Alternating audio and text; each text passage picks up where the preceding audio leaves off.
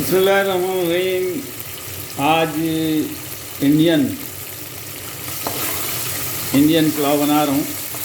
ये मैंने प्याज थोड़ी सी 2 चम्मच समझे खाने के तेल डाला और उसमें प्याज काट के डाल दी, एक कुकर के प्याज डाल दी, रिंग उसको लाल कर दिया और उसके बाद उसमें अदरक लहसुन के पेस्ट 2 खाने के चम्मच डाले और टमाटर 1 से 1.5 2 बल्कि 2 टमाटर समझिए, 1 से 1.5 मेरा फल 1.5 टमाटर मैंने इसमें काट के डाले। ये इसका मैं इंडियन जो सालन वो जो बनाऊंगा, पुलाव बना रहा हूँ, उसको मैं तड़का दूंगा।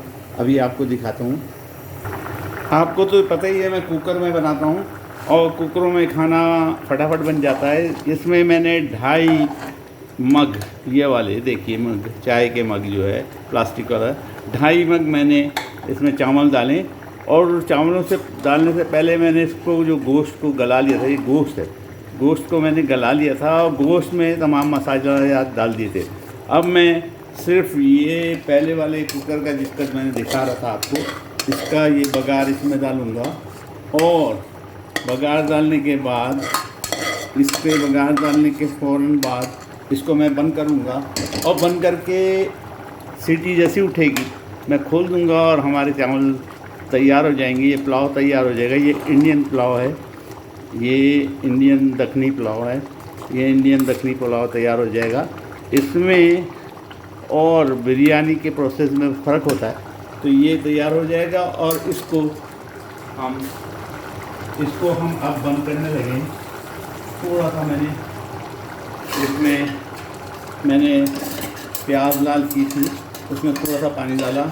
हमेशा ये याद रहे, बासमती अच्छे जो बिरयानी वाले चावल होते हैं वो अगर आपने लिए तो मैंने चावल लिए थे 2.5 मग, 1 किलो गोश्त में 2.5 मग चावल लिए थे, तकरीबन 1 किलो गोश्त था, उसमें 2.5 मग चावल लिए थे, तो उसमें डबल पानी पड़ेगा। 2.5 मग अगर आप लेंगे तो 5 मग उसमें पानी होना चाहिए। शोरबा जो होना चाहिए बना हुआ, ये कम से कम 5 मग होना चाहिए।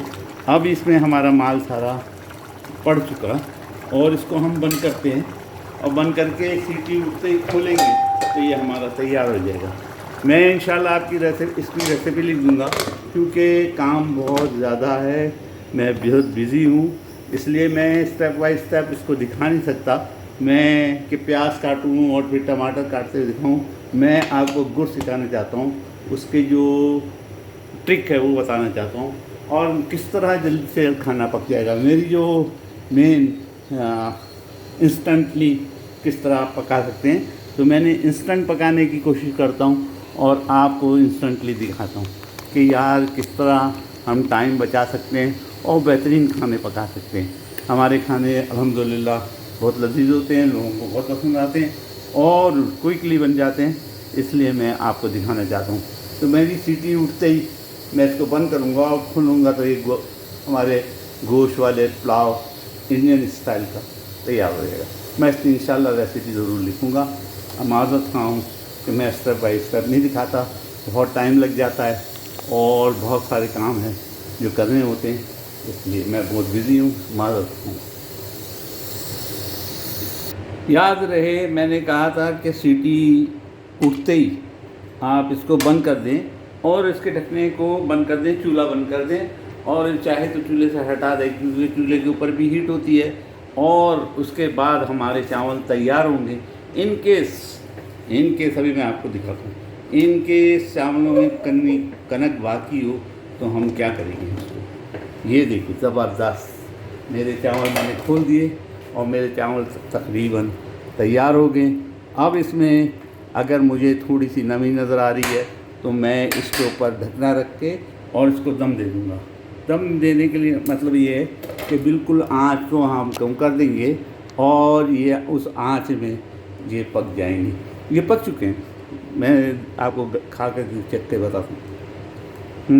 ये गल चुके हैं, लेकिन फिर भी अगर आपको शक हो तो और उसकी एक और तरकीब ये है, मैं तो आपको है ना ट्रिक बताता हूँ कि आप पानी लें, इस तरह पानी लें चम्मच के अंदर, मुझे ज़रूरत नहीं है, मैं आपको दिखाने के लिए करूँ, और उसको किनारे से थोड़ा सा डालें और इसका कवर को लगा दें और धीमी आंच में इसको 1 मिनट सिर्फ और दें तो ये पूरी तरह तसल्ली बख्श तैयार हो जाएंगे। तो ये आज की जो हमारी पुलाव है, ये इंडियन स्टाइल पुलाव है, गोश्त में बनाया है।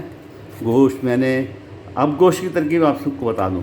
मैंने क्या किया था, गोश्त धोने के बाद प्याज एक डाली थी और मसाले जात जो डलते हैं पुलाव में, ज़ीरा और जनाब अली, हर तमाम चीज़ें, और गरम मसाले साबित 4-4 5-5 लौंगे, 4-5 आप उसमें काली मिर्चें डालें और उसमें तमाम चीज़ें डालने के बाद उसे मैंने प्रेशर में 10 मिनट प्रेशर दिया था।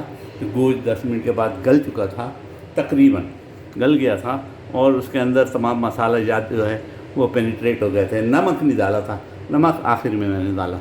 अब ये हमारा खाना तैयार है। फ़र्ज़ कर लीजिए कि इसकी एक कनक बाकी है, वैसे बाकी नहीं है, मेरा खाना हो चुका, लेकिन मैं आपको सिर्फ समझा रहा हूँ। तो आप उसको दोबारा बंद करें और उसके ऊपर सीटी रखें और बिल्कुल हल्की आंच में 1 मिनट से ज़्यादा 2 मिनट लगेंगे, ये दोबारा इसको दम हो जाएगा और हमारे चावल तैयार हो जाएंगे। उम्मीद है मैं रेसिपी आपको लिख दूँगा।